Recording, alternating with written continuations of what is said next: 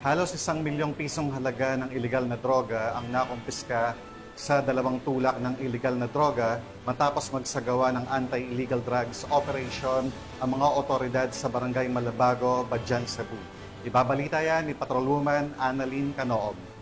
Aabot sa mahigit 1.7 million na halaga ng illegal na droga ang nakumpiska ng mga otoridad mula sa 2 suspect sa sinagawang bypass operation sa Barangay Malabago, Badyan, Cebu noong kadalawa ng Agosto sa taong kasalukuyan. Kinilala ni Police Captain Jerwin Mark Batong, officer in charge ng Badyan Municipal Police Station, Cebu Police Regional Office. Ang 2 suspect na sina Alice Randy, 51 anyos, at alias Tata, 50 anyos, na kapwa residente ng Badyan, Cebu. Batay sa ulat ng pulisya, banda alas 8:20 ng gabi na kinasa ng mga otoridad ang nasabing bypass operation na nagresulta sa pagka-aresto ng mga suspect at pagkasabat ng isang medium-size at large-size heat-sealed plastic sachet ng nilalang shabu na may kabuuang timbang na 255 na gramo at may standard drug price ng 1,734,000 pesos, green pouch, bypass money at isang ADV na motor. Maharap ang mga suspect sa kasong paglabag sa Section 511 ng Article 2 ng RA 9165 o ang Comprehensive Dangerous Drugs Act of 2002 at kasalukuyang nasa kustodiya ng nasabing tanggapan. Mga igsoon kong taga-Badyan,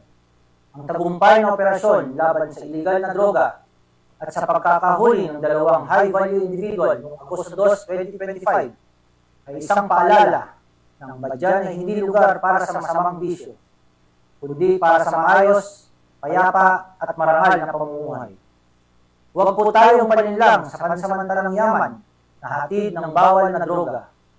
Ang tunay na tagumpay ay nasa pagiging malinis, mapayapa at responsableng mamamayan. Sama-sama nating protektahan ang kinabukasan ng ating kabataan at ang ating mahal na bayan.